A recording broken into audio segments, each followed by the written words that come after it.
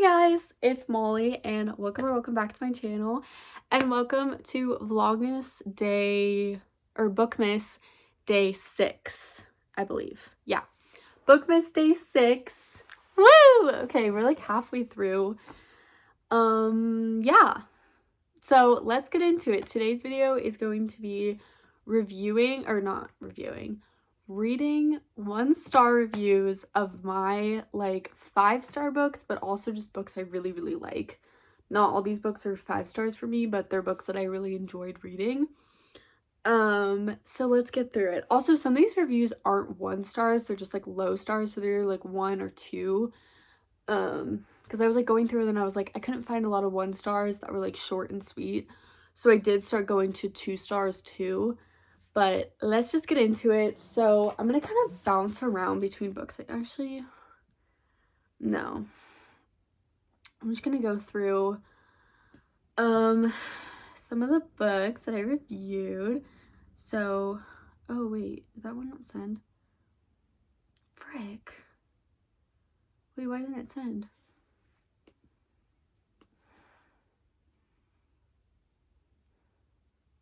I thought I sent a Red, White, and Royal Blue review to myself. I might have to just look one up on Goodreads. I'm on my computer, by the way. You can't see it. It's on my lap, but... Oh, here it is. Okay. We're gonna do this Red, White, and Royal Blue review first, and I'm so scared. So I'm gonna talk about these two before I start doing the review, like what they mean to me. So also, literally just showing you on my shelf right there, I have, I think, 5 different copies of it. 1, 2, 3, 4, 5. I have 5 different copies. I have the original version that I read, which was Book of the Month. I have a signed copy from Casey McQuiston. I have a paperback fully annotated version. I have the movie cover, and then I have the special edition with the extra Henry chapters. I love this book. Like, this book is like, I don't even know how to explain it. Like, when people say there are books that are like ingrained in your memory and in your brain and like ingrained in who you are as a person, this is that book. I read this book when I was like 16 and I was in high school. This was like kind of around the time I was mainly reading books on Wattpad. I wasn't really reading like physical books yet. I didn't start reading physical books until college. And I wasn't like a big reader. I just didn't read that much. I had school, I had dance, like I had other things that I was doing. Actually, I think I was 17 when it came out, not 16 when I read it. I think I was like 17 or 18. Actually, I might have been 18. No, I was 17. Sorry, doesn't matter. I was 17. And what was I saying? My brain just farted. Oh, this book, literally, when I read it, I just was obsessed with it. And then I think I've read it 5 different times. Like I said, I fully annotated it. I've reread it this year too, so I know like it's still a 5-star feeling for me. I've watched the movie multiple times. These characters, I just have such a love for them, and they are ingrained in who I am as a person. So when I say this is gonna hurt, this is gonna hurt. Like, it's gonna be a little difficult, but we're gonna get through it together. We're gonna read it. We're gonna react to it. I'm gonna give y'all my thoughts on what these people think. Also, some of these have spoilers, but I'm just gonna kind of like gloss over those. There might be a little bit of spoilers. If you don't want to know anything about these books going in, maybe not watch this video, because we are going to be talking about the books and about characters and about plot, but I'm not going to give away like spoilers, I don't think. So, anyways. Oh my gosh. I am a soulless void. I've definitely said this before, but I don't know if you've really heard me, and they say actions speak louder than words, so here I am. Taking this book, which everyone has hailed as a pure joy, cookie-level sweetness, the greatest romance of our generation, even though it's fictional, overall, so happiness-bringing, it seems like it should be relegated to black market dealings. Reread it, and dropping a 3.5 rating already gives a Scrooge-like aura of grumpiness to 2.5, don't hurt me. I'm genuinely being so discombobulated and displeased that I have to write a whole new review. This just did not do it for me. And that makes me so sad because it's like, this is one of my favorite books. And whenever I'm like in a reading slump or I'm just like in a slump in life, I will go back and read. And these characters are literally genuinely comfort characters to me. Like, they're like my best friends in this book. And when I found out that June wasn't going to be in the movie, I actually was so mad for like a week. And I was so pissed off about it. Like, if you follow me on my Bookstagram, I like went off ranting. I was so mad because she's like one of my favorite people. Not real. She's one of my favorite characters. I just love her so much. And I have so much love for this entire book and all the people in it. Oh my gosh. Okay. So then she's just going to go into bullet points about like the things that she didn't like about this book. The romance.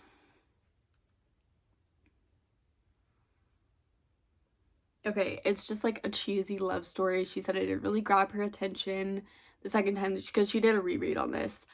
And she said it's just a cheesy love story. I get it. I think it's genuinely the time that I read it, because I was thinking about this and I was like, if I read this like right now, I feel like I'd have the same feeling a lot of people do about this book. Like, it's honestly nothing special, but I think it was just the time that I read it. And the fact that I've reread it so much, and also like fan fiction. I have read fan fiction on AO3 about it, okay? Okay, leave me alone. And honestly, those fanfics are better. Like, some of those are better than the actual book. And it just makes you love the characters so much more, because then you get like an inside kind of like perspective on them. And I really love it. Okay, now she's talking about the smut.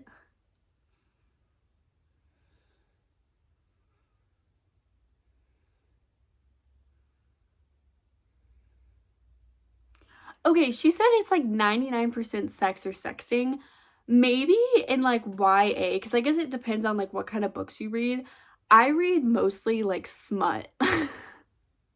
Like, a lot of romance books, if you're like a big romance reader, most of the books you read are 100% smut. And like, in this book, even the actual smut scenes aren't like fully detailed. It's more just like beautification, kind of. It's not really like, oh, and he took his dick and like you know, like, it's more like, oh, and we conjoined and we combined and that kind of thing. Like, honestly, I think the smut scenes were super mild compared to some other shit I've read. Wildfire and like Icebreaker. Like, some of those, like some of the other like romance books I read, I just feel like this one was so much more like mild compared to those. And the sexting, I think that those were pretty innocent. Like, they talked about each other's asses and were like, your dick is really pretty. Like, that's like, those were the things that they were saying. And I don't think those were like super vulgar. At least in my opinion. I don't know, like, maybe if you're not a big romance reader, like, I'm also really desensitized, I feel like, to graphic smut in books because of the things that I've read. It's like turning into a confessional. The things that I've read. And so, yeah, I guess if you took like out those things, the book wouldn't be as enjoyable if you like skipped over those. But that's kind of your fault. That's kind of reader error. Like, you shouldn't take this out on the book. I'm just saying. The characters. I love Bex or B. I think it's B. It's B. And I love Henry's friend, whose name I can't remember. Is it Pez? Or is that just a candy? It is Pez, but it's Percy, but he goes by Pez. I love June and Nora so much I would marry them and also remember their names, which is apparently high praise for me. That's literally me. I never remember character names. Henry and Alex, however, I hate very much. No, my babies.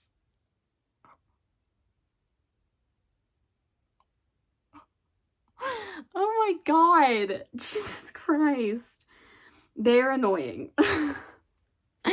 Alex is obnoxious and made me feel like either A, a person with a hangover yelling at the still drunk people to shut up, or B, a grumpy old man telling snot-nosed children from the 1950s to get out of his yard. Henry is just boring. Alex has ADHD and he's an ADHD character. That is literally like the whole premise is like he has ADHD. They never say fully, I think, if he does, but like you can tell if when you read it, like you can tell. And then Henry is boring because he's made to be boring because of the fucking crown and the queen. Okay, I'm a little heated. Okay, and then the politics. This is by far the worst thing about this book. It's what I got.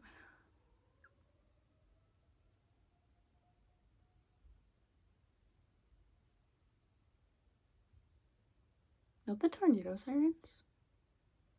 No, I think that's the name. I really hope that's just the name of it. It really sounded like the tornado sirens for a minute.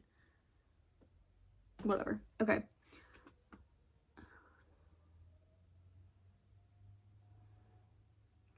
Okay, so the politics thing. This book is definitely very democratic. Like, the writer is... They are very democratic. I mean, if you, like, follow them on Instagram, it's very much... I mean, they admit that when they wrote this book, they wrote it to kind of be, like, what they wanted politics in America to look like. And I completely understand why some people, it's, like, not fully their cup of tea. But when you read books like this, one thing you have to just remember is it's not real. It's not real. It's fictional. It's not real. It's not supposed to be, like, a super serious, like, annotate, like, depiction of American politics. Like, it's supposed to be idealized and fantastical because it's not real. It's fiction. It's fictional. And she's going off about this and saying, like, all these things, just being like, it's just, this is the worst, like, depiction of evil and, like, blah, blah, blah, blah, blah, blah. But, like, honestly, sometimes, I mean, I'm not gonna get into, like, a politics spiel right now, but some of the things that were shown in this book actually happen. I'm just saying, like, some of the things the Republican candidate, I mean, I'm not naming names off who he's based off of, but, you know, like, they've done shit like that in real life. So it's not completely a reach. I do agree with this one. She said, do not idealize politicians. They're not celebrities. That, I mean, we celebritize our politicians way too much. They should not be celebrities. They should not be put on a pedestal. They're politicians. They are people. We need to stop celebritizing them. I do, but I won't.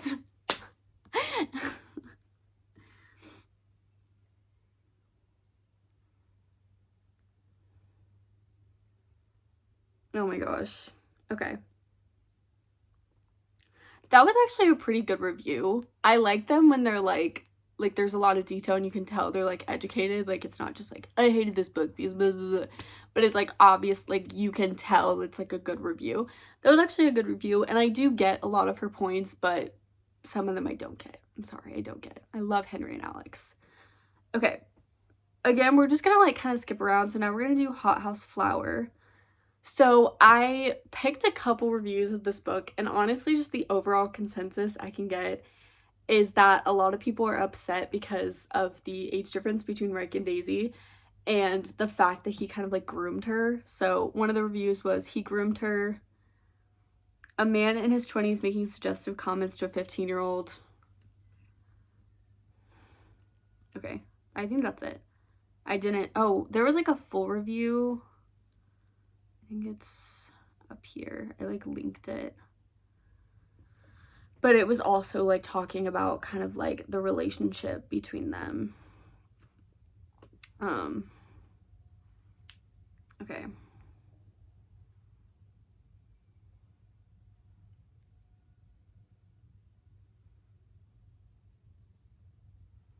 Okay, so a lot of people are saying this review is basically talking about Reich, and Reich is not really seen as like a bad guy, I'd say, like not really like villainized, but he is not super nice to Lily. The Addicted series is about Lily and Lo, who are both addicts, blah blah blah, whatever. And then the Calloway Sisters series follow the sisters, which is Daisy and Rose, and Reich is Daisy's like love interest. They're 9 years apart, and Reich is Lo's older half-brother. And Reich and Daisy met when Daisy was 15 and Reich was older. And Reich did make suggestive comments to her The first couple books, I agree, I hated Reich. I was not a huge fan of him. I was like, I knew that Daisy and Reich were supposed to be love interests, and I was just so confused because I'm like, Daisy's 15, Reich is like, also for some reason when I was reading the first 2 books, I thought Reich was like 30. I think he was 24, but like I thought he was like in his 30s. Like the way that they were describing him, I thought he was like so much older than he actually was. But I mean, that's still like a pretty big, I swear to God, I can still hear sirens. You know, it's fine. It's okay. It's fine. Oh my God, what was I saying? There is like a pretty big age difference, but I feel like when you get further into the series, you kind of start understanding a little bit more about the characters. And I have said before, this series has the best, by far the best character development in the entire series. And I think Lo is a bigger asshole than Reich. Just saying. All the guys in this series are very complicated, and they are very protective of their people, especially like their women. Like they are very protective. And Reich, just from the beginning, I think he saw Lily as kind of this is why Ricochet is one of my favorite books in the series, because in the first book you can see Reich kind of sees Lily as this almost like the villain, because it's like he just sees his little brother and he's like, okay, this is my little brother, like I need to protect him, and he just thinks Lily is just like kind of abetting him in his crimes and is like just kind of like being whatever, just being very passive about the whole situation. He doesn't understand that she is going through her own like crimes. She's literally fighting her own demons inside of her head, and she does not have the mental capacity to worry about Lo, and that them like antagonizing each other and kind of just like feeding off of each other is the only way that they are both kind of still standing. And I think in Ricochet, when Lily has her breakdown, it clicks in his brain. He's like, oh shit. Like, and he finally starts understanding. And he's not like the warm and fuzzy character. Like, he's always a little bit of a sharper character and definitely a little more sharper on the edges.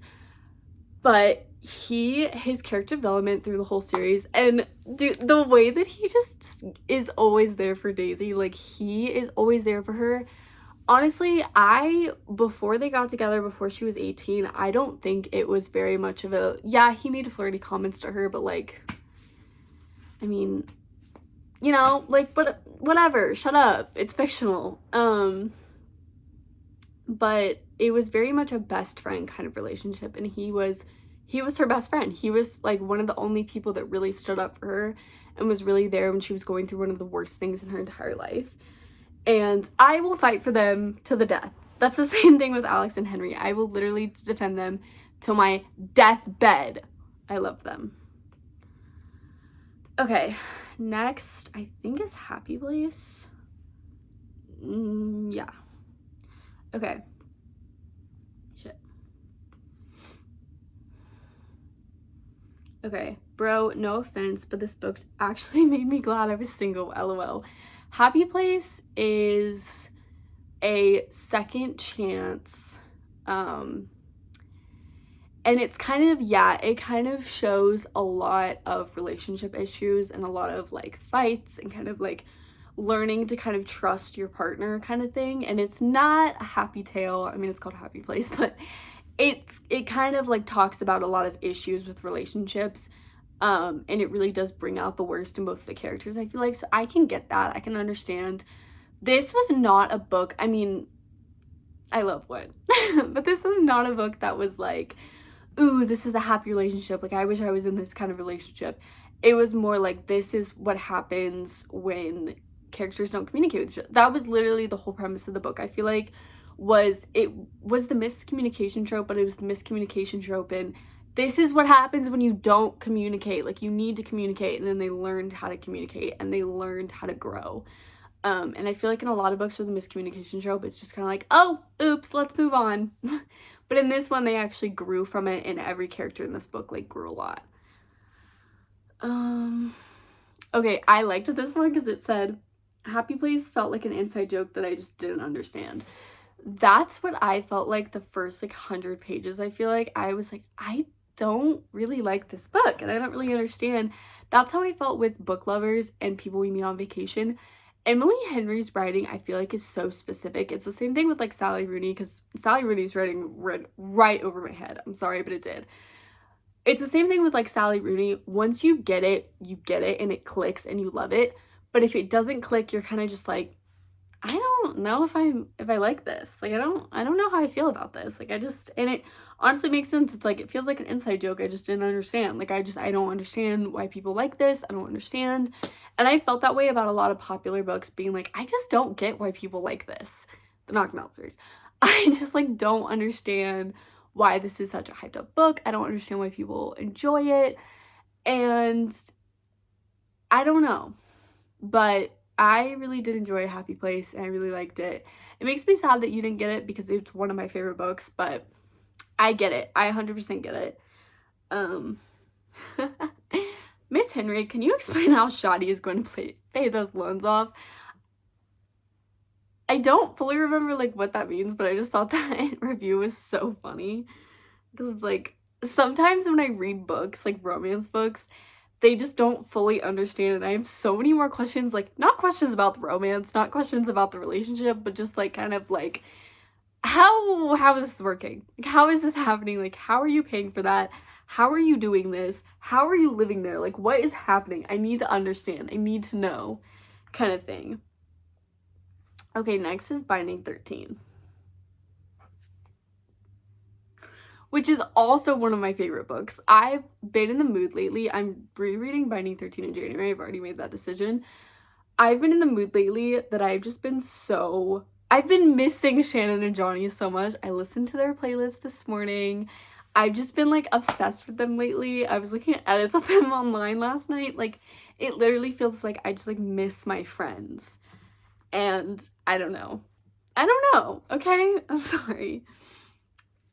This review was kind of funny. Worst $6 I've ever spent in my life.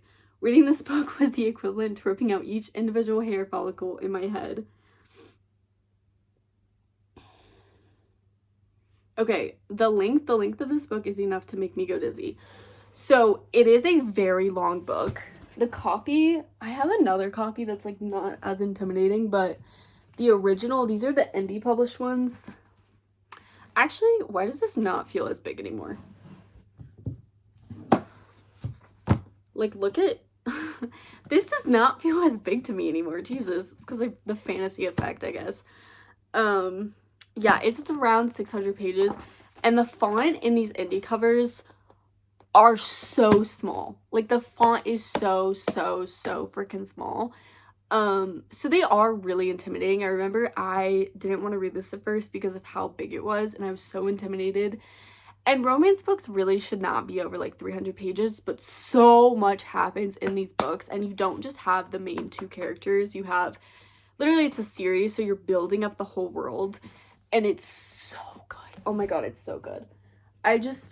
One thing, if you are like scared of the Boys of Tommen series, also Taming 6 comes out next year, which is Gibbsy, and I'm so excited for Gibbsy. I love Gibbsy so much. Especially some of the things that happen in Keeping 13 that I'm like, I need to know. Okay? I need to know. I need to put this in here, Jesus Christ. And like saving 6. I'm like, I need to know. I need the deets. I wish me and Chloe Walsh were friends, because I would literally just be like, girl, you need to tell me what's going on. Like, I need to know. But I get it. I get how intimidating it is, because I was really intimidated by it, but I did really like it. Do look up the trigger warnings before you read it, though, because it's a tough read. It really is. Not just like how long it is, but also the content. It's rough. It's rough. I think this is also, oh, this is Daisy Hates. Okay, so now we're going to Daisy Hates. So I'm gonna go to my first Daisy Hates review. Okay, first one.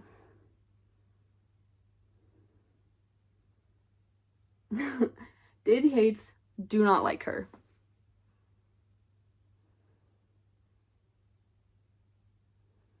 I love Daisy Hates. Daisy, when I'm also rereading this series in January. I'm gonna do like 500 rereads. Y'all are gonna see my wrap up in January. It's just gonna be like reread, reread, reread, reread, reread. Because I don't want doubles in the same year, so I'm waiting until January to reread a bunch of books. But I really want to reread the Magnolia Park series and like annotate. So I was going through my annotations last night and I was like, I want to read this again. Anyways, okay. So yeah, and I think I might do like a full spoiler reading vlog of Magnolia Park series. If you want to see that, let me know, because I think I might do that in January. But Daisy is like my favorite of the whole series. Like I loved her so much.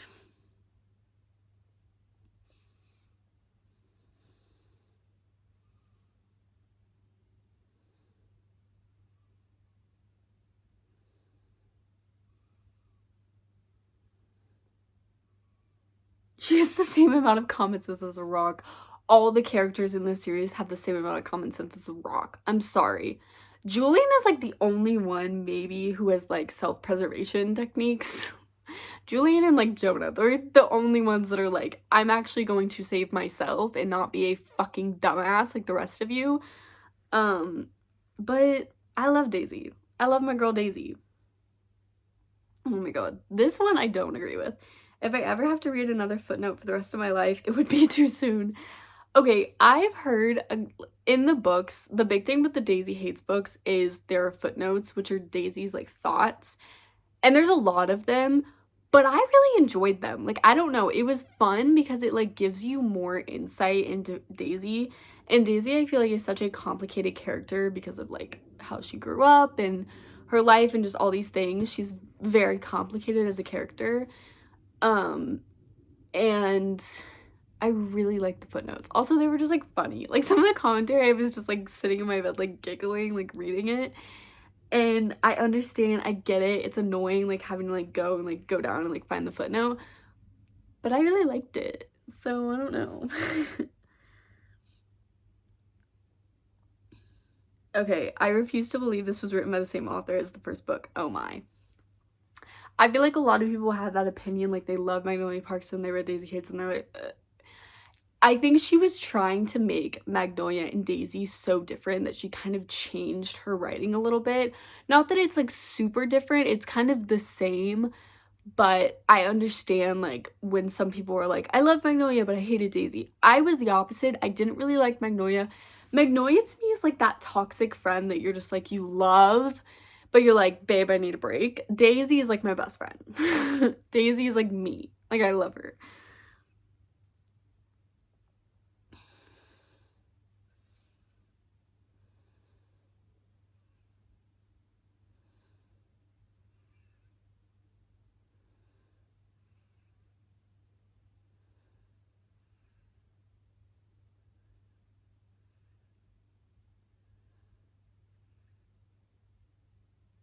Okay, so this review is basically just like being like kind of the competition between Daisy and Magnolia. But the whole thing, like the way that I got out of that was Daisy, she has never really had like girlfriends before. Her mom died when she was really young. Her mom didn't really like her. Um, and she never really was like around women really, like, and she just didn't really understand. The way that I got her kind of like hatred of Magnolia is she's never been around someone like Magnolia and she didn't really understand how to do that. So her kind of competing and being that she hates her is just kind of the way that she copes being around her. And it didn't make me mad. I know some people like it made them mad because they were like, it looks like Jessa's just trying to turn Daisy into Magnolia.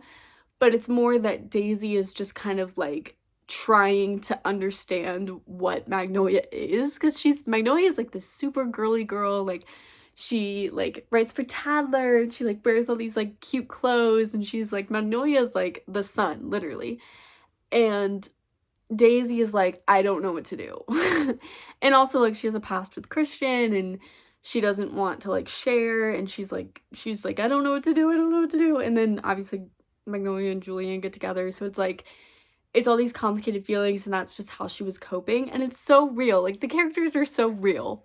They're literally real people, okay? Oh, I need to go up. Okay, so that's it for Daisy Hates. Now we're gonna do Reckless. I think this is the last book we're gonna do. Oh, we're gonna do The Deal, and then that's the last one. Okay, I like, the reason that I screenshotted this one was because of the first line. I am begging authors to stop writing sex scenes to pander to the spicy book talk crowd. It is not the amount of steam in this book I have an issue with. It actually felt quite low, but the way it was written. I couldn't decide if I should laugh or cringe. Turns out I did both. Clearly, Elsie Silver wants this book to go viral, and all the sex scenes felt written for TikTok videos. Cringe. Not specifically this book, I feel like, because I honestly, when I'm reading romance books like this, I have started just skipping the smut scenes.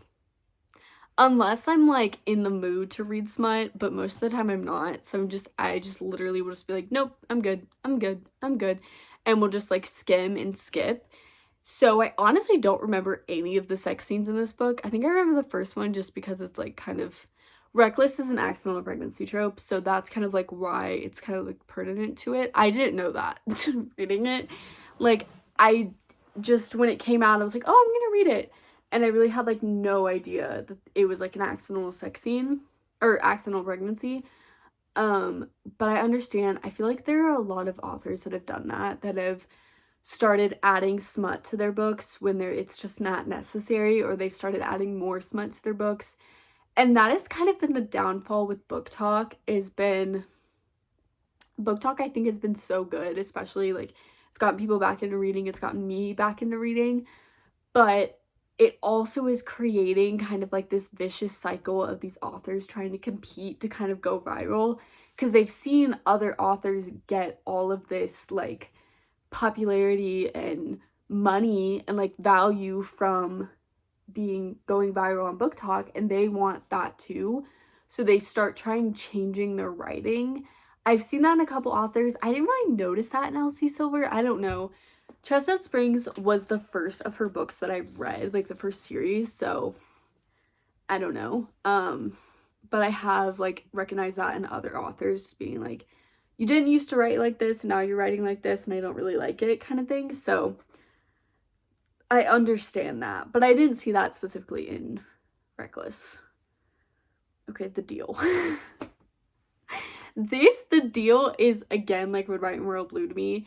It is one of the first romance books that I read. I read it in college. It's the reason I'm so into hockey romances. It's actually like how I met one of my best friends. Like, this is just a book that means a lot to me. And I know the writing's cringe. I know it's very misogynistic. I understand all of its downfalls, but I still love it. I love it in spite of that. Okay, this one I wanted to include because I low-key forgot this was in the book, but basically part of the book is that Hannah tutors Garrett, and I think it's a philosophy class is what they're in. But one of their papers was supposed to basically understand genocide, which didn't bother me because I understand, I get it, like obviously like the Holocaust is a very touchy subject, but I mean, it was literally a tragedy. Like I'm not trying to like downplay that at all, downplay that, but I just, if you've ever gone to college, if you've ever taken like a philosophy class or any kind of like class, professors a lot of time will give you the most out of pocket assignments, and this assignment, I remember reading it and being like, makes sense. Like, makes sense, because I've had to do assignments like that. Literally had to do a case study on Osama bin Laden. Is that his name? Osama bin Laden? I think so. Yeah, I had to do a case study on him in a group project. So, like, I understand kind of like that she was putting into it, because that is a part of college. You do these kind of like weird assignments, and that was the whole part. She wasn't, Elle Kennedy was not being like, I agree with Nazi. No, it was her like being like, these are the kind of assignments. At least that's the way that I got it. Maybe she is, maybe she's anti-Semitic, I don't know. But I thought that was interesting because I've never heard anyone really talk about that, and I kind of forgot that was in the book. This is what internalized misogyny looks like. Yeah, it is. And